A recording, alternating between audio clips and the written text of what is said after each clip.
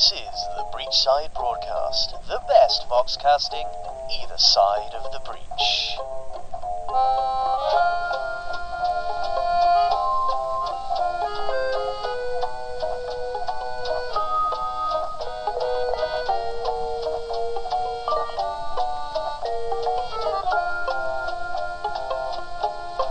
Salutations, friends! I am your announcer, and this here is Tales of Malifaux. For the next duration, take a break and allow us to get you up to date with the good word from the city. Starting things off today, we have a lost property notice. The guardsman outpost just down the road would like to remind our listeners that owning a gilt peacebringer is strictly forbidden. It is an offence that carries hefty punishments. Anyone who has stumbled upon such an object should hand it in to a friendly member of your law enforcement team. One such weapon has recently vanished from the possession of a guard by the name of Ewan Alcorn, and we would all like the man to be reunited with his sidearm. Let's all pull together and help the man out, listeners. Story time! Here we are, starting things off with Ambush.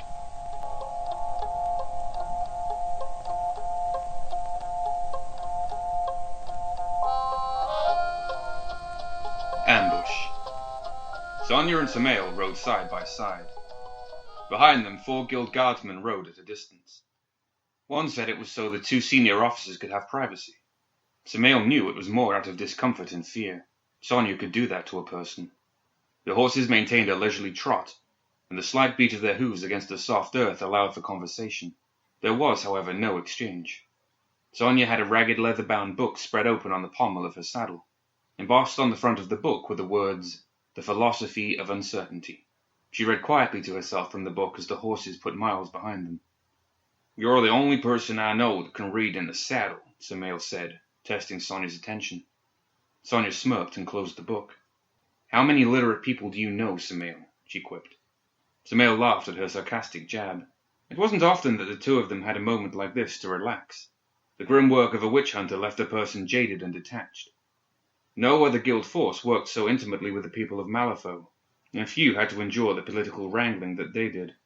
The people of Malifaux would never consider the two of them heroes. Theirs was a thankless job.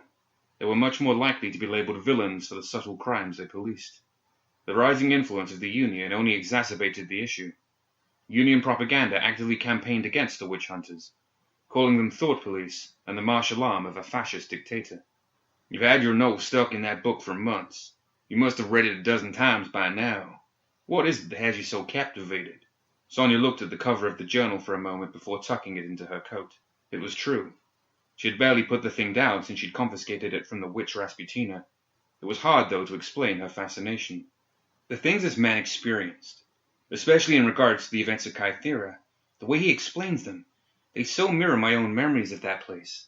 For Philip Toomers, his life changed dramatically after witnessing the opening of the artificial breach. I felt the significance of that moment, too. It was an epiphany. "Yeah, of course," Samael said. "Me? Now, when the pressure mounts, I just want to go hunting. Maybe have a few shots of gin or whiskey with the boys. You? Things get heavy and you read a book." "Well, not just any book. And not exactly normal pressure, either. If we were not there in that crucial moment, this world would be a very different place. If what lies beneath Kythera is truly what Toomers thought, death itself would have been loosed upon us. If what lies beneath Kythera is truly what Toomers thought, death itself would have been loosed upon us. That is the epiphany. It falls to us to do these things which others cannot or will not. Though we are damned by those we save, it is for us to face the remnants and influence of old Malifaux and squash them. That we survived, that our sanity persevered where others failed, this is the proof of our duty." He'd heard such grandiose self-righteousness from Sonia before. It was this kind of justification that allowed her to callously hunt the pitiful fledgling sorcerers of Malifaux's slums before they were recruited by the Arcanists. It was the same kind of justification she used to come to terms with the events of Kythera. For him, the memory was very different. He and Sonia did not prevent the workings of the device. They enabled it. If it were not for Ramos' intervention and his superweapon, they would have loosed a plague of unknown potency upon this world. That plague had destroyed people. Only a handful of deputies had left it with their minds unbroken. He didn't condemn her for that self-righteousness, however. He admired her for it. He knew she was not deluded by it, but understood the errors that had led to the terrible events of that day.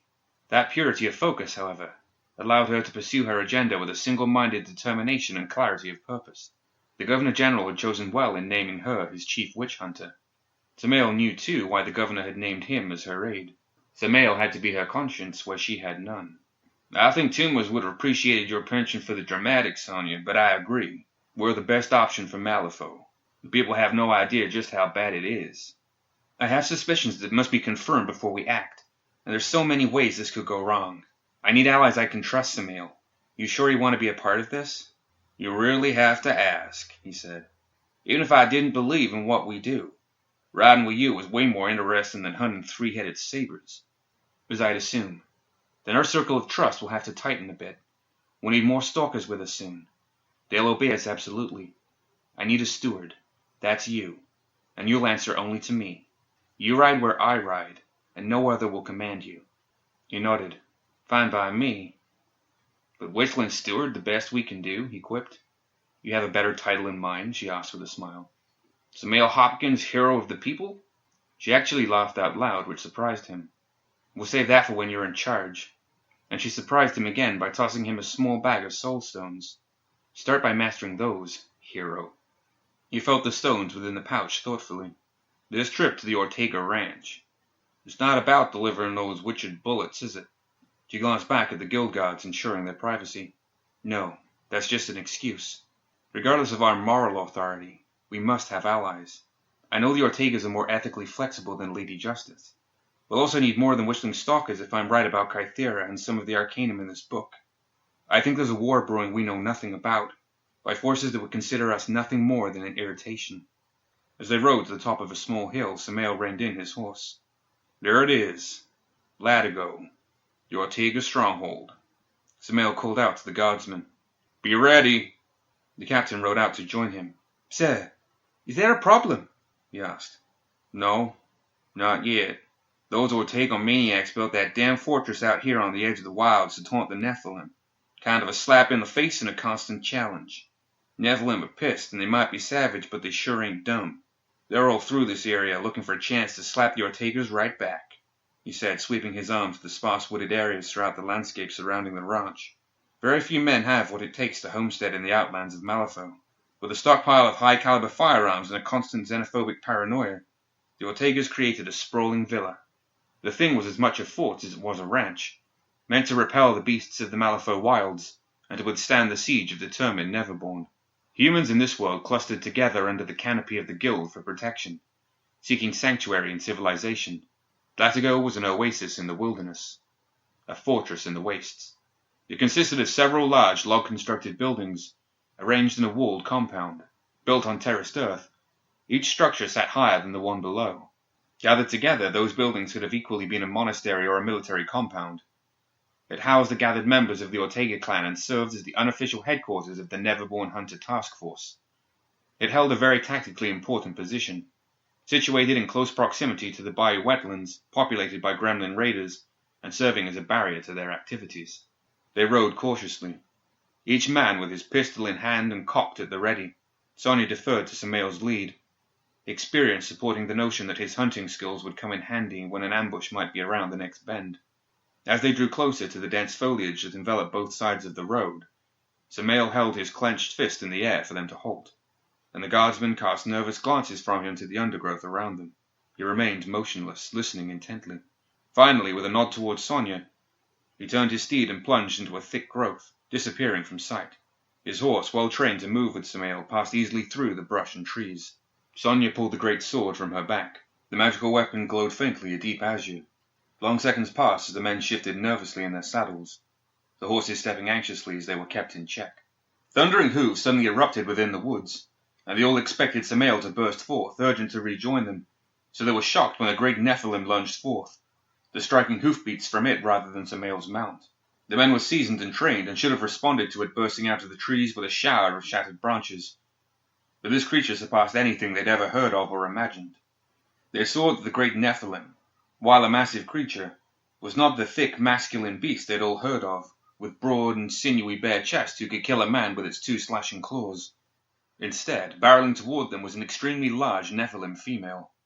The guardsmen barely moved to defend themselves, and the great wings upon her back stretched, then snapped back with a clap, propelling her forward. Her lithe body spun as she left the ground, and the creature's great sword, as long as a horse and wider than a man's waist, arced around and caught one guardsman in the chest, sending his body back more than a dozen yards. Her cloven hooves dug into the earth, and she rose, towering above the nearest man, easily doubling his size.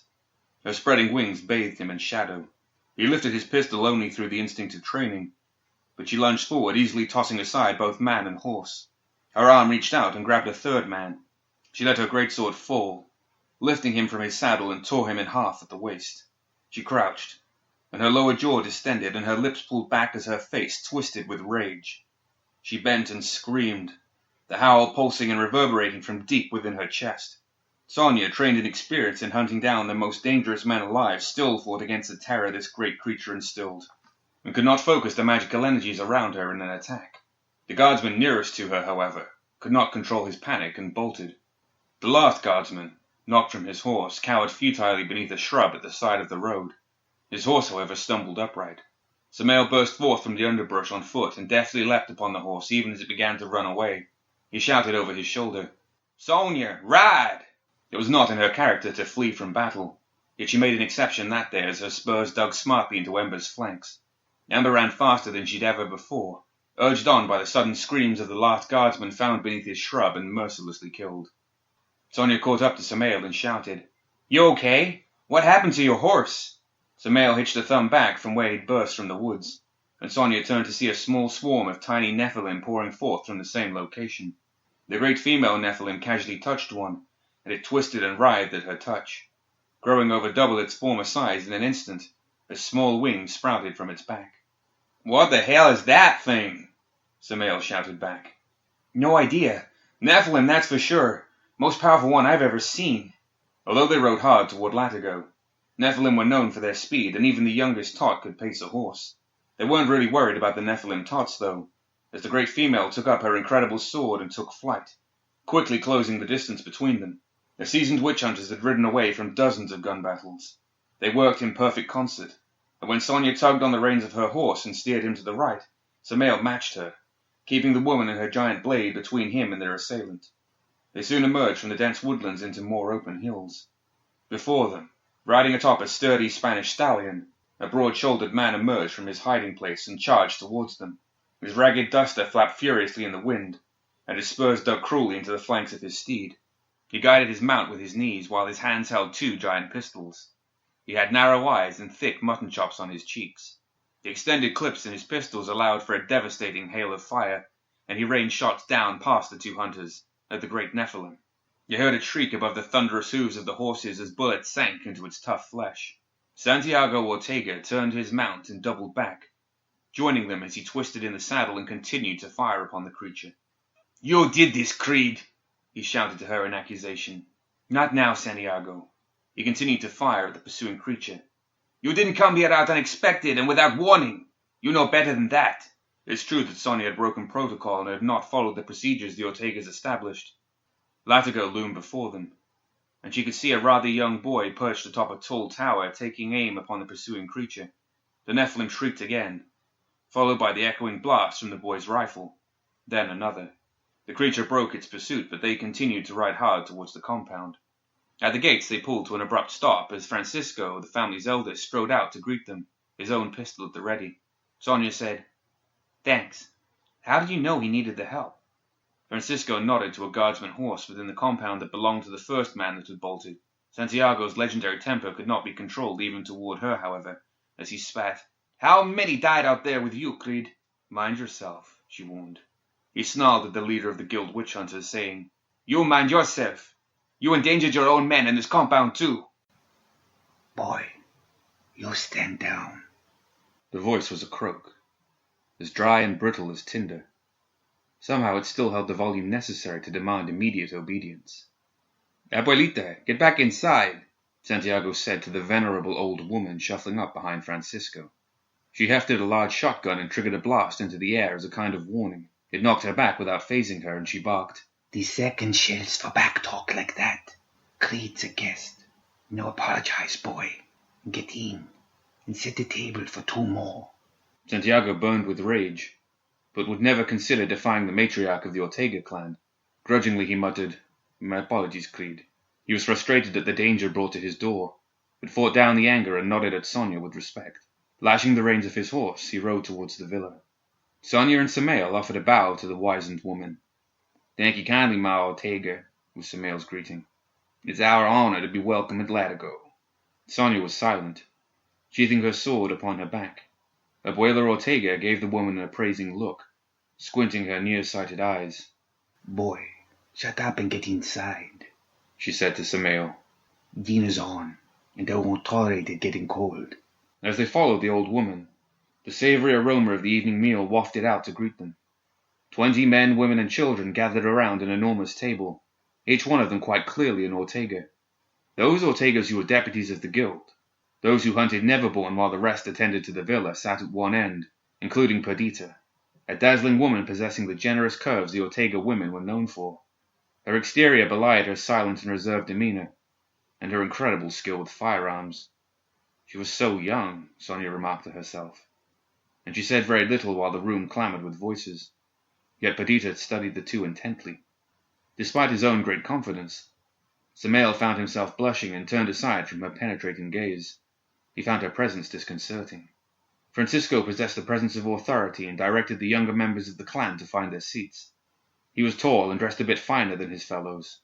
His brother Santiago sat at the table, shoveling great quantities of food from the center of the table onto his plate. The youngest Neverborn hunter, a boy the rest referred to as Nino, pleasantly prepared a plate for his uncle, the legend Papa Loco, before ever thinking of himself. Still, even in the dining room of the Ortega compound, Papa Loco wasn't trusted with sharp or pointed silverware. He dug into his meal with a blunt wooden spoon, and Nino assisted him, urging him to slow down, and even helped him take a drink. Abuela Ortega shot an expectant look at Sonia and Samael, and after only a moment of hesitation they joined the meal as well.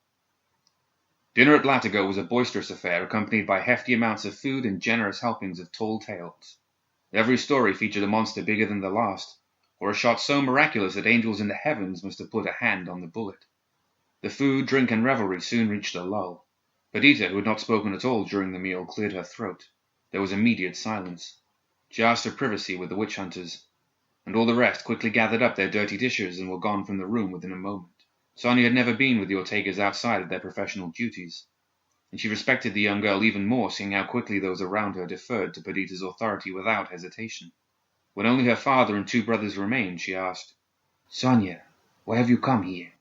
Sonia's own voice had a similar weight, and all those at the table knew dire matters were about to be discussed. She said, First, let me answer your hospitality with a gift. She stood and motioned to Samael at her side. Reaching into a satchel at his hip, the man produced a small oak box inlaid with the Ortega's brand in walnut. He opened the box, and inside were 20 rounds. On the frontier, 1 caliber was ubiquitous. A 45 caliber round was better known as mortal caliber, a round selected specifically for its ability to kill a man. These rounds had been specially prepared by Sonia's staff, and bore the mark of witchcraft upon them. Each was subtly engraved with a winding serpent, the coils of the snake crafted to engage the rifling of the firearm it was fired from. More curious was the fact that the tip of each was set with a faceted soul stone. Each tiny stone glowed with a sanguine color, like the blood it would draw from its victim. The serpent was the current obsession of Sonia Crid, and she had commanded the witches in her employ to imbue these rounds with the venomous poison of that creature. I offer these witch rounds so that the enemies of the Ortega clan might know only death. Sonia spoke much more with the tone of her voice and the motion of her eyes. Perdita simply nodded in acceptance, though she left the box untouched on the table before her. Sonia continued, I know that the Neverborn hunters have been directed to raid the Gremlin encampment to the east of here. Our research has suggested that notable ruins exist in that area. I am interested in recovering artifacts that bear this mark, she said, pointing at the winding serpent. Samael rose and drew out a piece of parchment from his poncho and rolled it out upon the table. A very simple emblem was drawn on the paper. To Santiago it resembled a cattle brand not unlike the Ortega's own. Everyone around the table crowded in to look at the mark. It was an image of a snake wound around a sleeping eye. I'm looking for this, she said. The snake is used throughout the artifacts I've been studying. It's a key or symbol. Maybe a hieroglyph ancient even to the Neverborn. If we can understand it, I believe we will unlock something no human has ever seen. Something amazing and awful. If you can help me find the serpent, we may begin to unlock the secrets. Be wary if you do. There's something unspoken in the research surrounding the serpent imagery. Perdita thought for a moment, a finger absently twirling a long black lock of hair. She reached for the box of ammunition and pulled a bullet from within. She had a pistol drawn and bullet chambered quicker than Samael could follow. Her pistol roared. It followed the trajectory of the bullet to a support beam above the mantel on the other side of the room. The hole the bullet made sizzled, giving off an olive-colored smoke that smelled like rotten eggs. Francisco left his seat to examine the hole more closely as Perdita stared at it solemnly. "Don't touch the hole," Sonia warned. "Why's that?" "It'll burn your skin like acid. About an hour, I'd guess, and it'll be safe to handle. But we never fired it through a wooden beam to test that." Francisco winced at the burning of his eyes when he leaned in close to inspect it. Then he nodded in appreciation. "Looks like it punched clean through." Perdita shifted her gaze to Sonia. "Search for your serpent in some possibly lost ruins, in what might be the single most dangerous location on Malifaux? Just between ourselves, of course." Sonia actually found herself fidgeting. She didn't expect the young woman to be so brazen and strong-willed. "We'll do it. For 100 more of these bullets." Samael guffawed. 100? That's crazy. You have any idea what's involved in making those? The work, the money, the magic? Hell, the testing alone. Sonia put her hand on his arm, stifling him. 100, she said with a nod. Nothing, it seemed, was free in Malifaux, and Perdita proved she was far more brash and confident than Sonia realized. It was a good sign. Perdita nodded and said, "You find a serpent in some Malifaux ruins. Be careful around it because it's the key to something awful. Keep this between us till we sort it out." "Got it." "You blame fools is gonna get yourself killed." Abuela Ortega scolded from the entry to the kitchen, ignoring the request for privacy. Rules in the Ortega house didn't apply to her. Francisco nodded and said, "We'll be careful, Abuelita. We'll come back in one piece." "Hell, you will. You'll do some good if you don't, you ask me. Running around the countryside, kicking up dust." She continued to berate them for their stupid Ortega stubbornness, though her voice dwindled away as she stamped through the house. "Shooting this, that, and the other thing that moves before checking to see if it's even related to you first. Cabrones locos." Her voice trailed off, but they could hear her cursing for a while.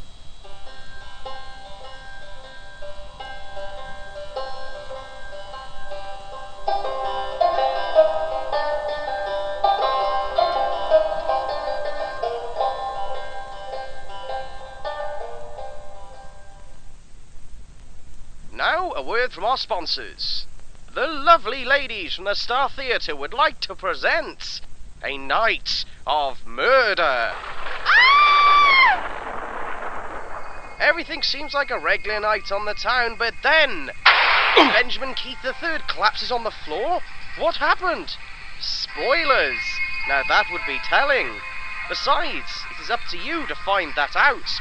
Join us at the Star Theatre for a night you won't be able to forget, a night you won't want to forget. Get that grey matter working and that pulse racing as we try to get to the bottom of this devilish deed. A Night of Murder at the Star Theatre. Places are filling up quickly, so pick up your tickets now. Now for our second story, Lover's Kiss.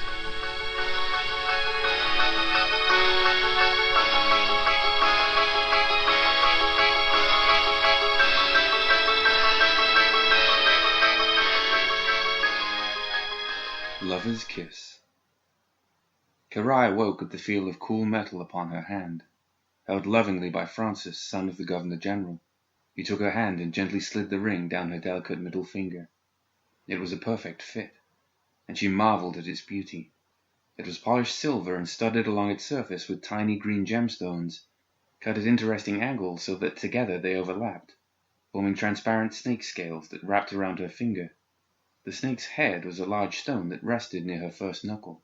The rising Malifaux sun filtered in through the window and lit up the stone so that Karai thought it looked like a tiny slumbering dragon snuggled against her finger. To her it was an omen of good fortune, though neither could know it at the time. Fate unlocked a door the moment this ring, an ancient talisman of Malifaux, was slipped upon her finger. The two lovers lay together in bed. Their room was at the Key and Gong, a tavern in the slums district that catered to illicit deals of contraband and other indiscreet endeavors of the flesh. The district had a minimal guild presence, which made this tavern a popular meeting place for those wishing to avoid its intruding eye. That few of them even spoke English added to the clandestine mystique of the place. Karai worked for the tavern as an escort and prostitute, and for many visitors to Malifaux, the key and gong was their first taste of the exotic Orient. Frances held her hand up near her face, looking from her eyes to the stones, pretending to study them gravely. "Ah," he said, feigning disappointment. "Just as I feared." "What?" she asked, concerned as she looked at the beautiful ring upon her finger. "I thought I'd finally found a gift to equal your beauty, but I failed again." Francis smiled at her, and she gazed into his eyes. There she saw his obvious adoration for her, the dreamy-eyed gaze of young love. He marveled at her beauty, the gentle contours of her naked body disguised only by the deep red silk of a single bedsheet. As was the custom for so many peoples, the exchange of such love tokens implied the convergence of two destinies. Although the couple came from different cultures, the forbidden union of the Governor-General's son and common harlot represented far more to Francis than a mere rebellion. Their connection went deep, and he conveyed to her the nearly desperate need he had to be with her, along with the need to demonstrate that eternal devotion. He tried every time he saw her to give her some small token that showed her how much he loved and needed her, to give her something that would bring him one step closer to giving her the happiness she gave him, though he felt it an insurmountable impossibility. Karai looked down at the ring on her finger, and the weight of that promise overwhelmed her. She too felt that devotion and longed to give him the same love and promise, but she never had much to offer other than herself. "It's beautiful," she said, trying to find the words to convey her love. Months earlier she'd been hired by the Governor-General to escort his son to a gala event. Their romance was something he hadn't bargained on. As if reading the very thoughts from his mind, she said, "What would your father think if he saw you here giving me this?" she asked dreamily. "Well, it would have made things much more difficult if he were here several hours earlier," he answered with a wolfish grin as he pinched the soft flesh above her hip. "Yes," she said, not afraid to explore that bawdy avenue either. After all, she was not shy and had greater experiences than Francis could even imagine. "Perhaps he would have been proud of you," she said, adopting a look of consideration. "Although I'd have tried to remain quiet, just a bit, more ladylike than normal." Her tiny body and face maintained the illusion of youth, yet her speech gave no indication that she might even consider the topic embarrassing or even distasteful. "I wouldn't want to make your father uncomfortable," she nodded at him, as though she'd come to a very logical conclusion on the matter. "Okay," he said, tickling her quickly. "You win. Now you're just making me uncomfortable." "You knew I would. You cannot play this game with me. You should know better." She nodded sternly, although she broke out in a smile and kissed him deeply. Yes," he said. "My father always seems to come up in these conversations. I hope we can one day have a day all to ourselves. No talk of the Governor-General at all." "That would be nice. But he is the center of my world as he is yours." "I know. He governs me as tightly as he does this city." "It's no worse for me. The workers at the mansion fear for their every mistake. He is very strict. We all worry about displeasing him." Francis felt so helpless and wanted only to help her. He stroked her dark forearm as he said, "And you more than others, I know. I almost wish he'd never hired you to escort me to that dinner. We've been so careful, so discreet, but he knows about us. He knows everything." "Don't say that, Jingren. You're the only thing that gives me hope. The only thing for me here. My family cannot come to Malifaux. Not until we save enough. I labor all day in your father's gardens, and the Shifu is very brutal. Maybe more than your father, because he must bear the punishment for all my mistakes. All the mistakes of the grounds laborers. Karai, maybe we shouldn't try to bring your family here. Maybe you and I need to get out of here. Go back there and start over. Just you and me. And my family? We'll find a way to get them out of the Three Kingdoms. We'll find a way." "No, Jingren. Your father would find you. He'd find me. He could never tolerate such defiance. The son of the most important man in Malifaux consorting with a lowly prostitute? I would bear him great dishonor." "I wouldn't let him hurt you," Francis said, squeezing her upper arm tightly. "I could never let anyone hurt you." She smiled warmly at him. "I am not worried for myself. I am worried for you. You cannot stop him. We know this. And I know it would hurt you if something happened to me. Your father will not know until it is too late. I cannot allow you to be hurt either. She was, of course, correct. His father would try to remove her from his life. Although she tried to protect her innocence, and many experiences with her were most certainly exaggerated and bragged upon by those who hired her, a rumor was as powerful as truth. Francis pulled her closer, and the two lay together in that way that lovers do, basking in the warmth of each other's bodies, neither urgent to begin the day. He pulled her hand into his and held them together between their bare chests, his fingers absently spinning the new ring he'd placed upon her finger. The light from the thin curtains grew, but Francis would not succumb to the growing need for them to part, though he knew she must return to the mansion's grounds within the hour. Still, he spoke to her, relating the tale of the ring, how he'd led an expedition into the ruins of old Malifaux's quarantine zone and discovered a most curious structure. A large vault, he explained, whose hemispherical ceiling was painted to mimic Malifaux's night sky, had been filled with what appeared to be a giant astrolabe. Karai was enthralled by her lover's romantic descriptions of the beautiful structure, and was reminded why she loved Francis so much. He could make the most mundane thing look beautiful in another light, and he made beautiful images in his mind come alive before her. He continued to discuss how the place was ruined. However, and there was evidence of a great struggle. Some of the structure had been burnt, and much of the equipment had been knocked over and broken. Pockmarks in the wall suggested some sort of gunfight. In the process of exploring the scene, he had found the ring. So many discoveries there, but none as valuable as this, he said. The green stones glowed like your eyes. I knew it should belong to you. Then the union is complete. Now when I see the serpent upon my finger, I will think only of you, as it has made you think only of me. She nodded, as if a covenant had been finalized. A rattling of the locked door jolted them into sudden awareness, and the mechanical sound of metal clicking caused Francis to sit up quickly. His eyes widened in fear. Karai could not identify the sound, but Francis knew exactly what it was. Their intimacy vanished, replaced with urgency. "Get dressed," he whispered sharply, and Karai knew not to question him. The sound was that of a revolver's cylinder snapping closed. Francis slipped from the sheets and did not bother with his own clothes. From his belt beside the bed, however, he drew his saber and moved to stand next to the door. On the other side of the room, Karai hastily pulled on her kimono and gripped it closed around her body. Her fear was clearly visible, but she found reassurance in Francis, who gestured silently for her to hide. Just as she ducked down behind the wardrobe, the door burst open with a kick from the other side. The intruder's raised revolver was the only introduction that Francis needed.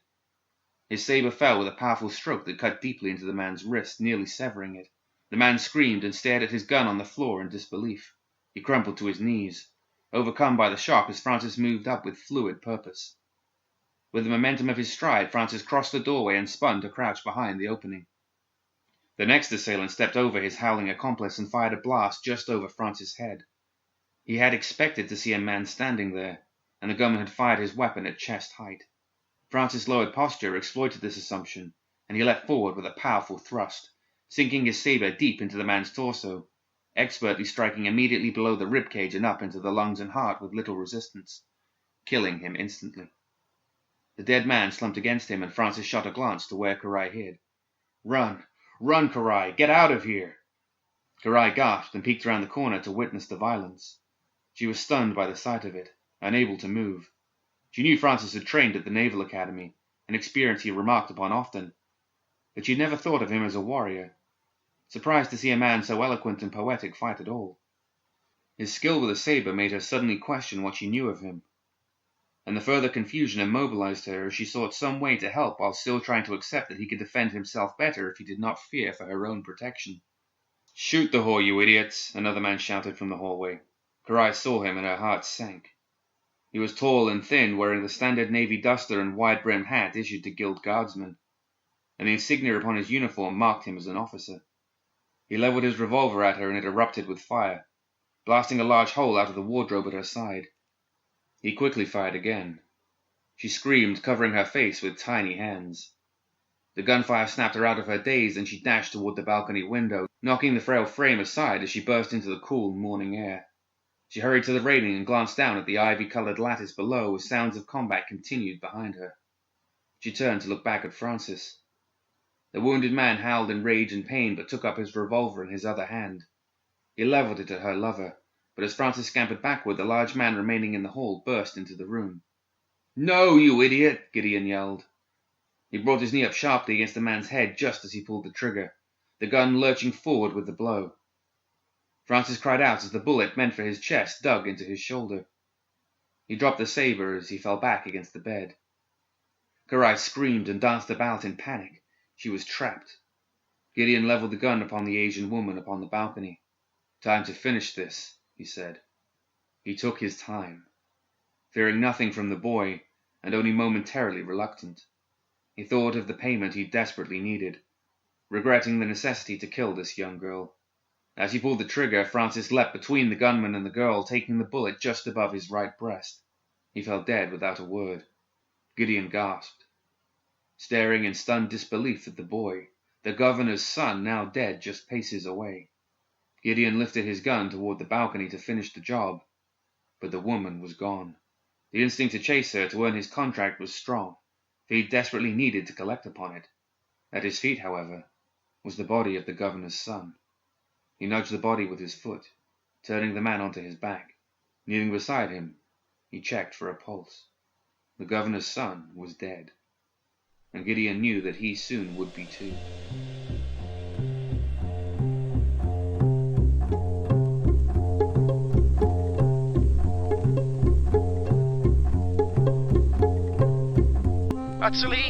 Utterly heartbreaking. Don't say we don't pull on your heartstrings every now and then. Certainly makes a change from having them literally pulled on by some vile creature of the night. As we leave, an update on the Lost Guild Peacebringer. It has all been solved, thanks to Mr. Rogerson for handing it in. Both Rogerson and Guardsman Alcorn have been fast-tracked to the stocks they've been in possession of and losing the item respectively. Just goes to show that in Malifaux City, bad things happen.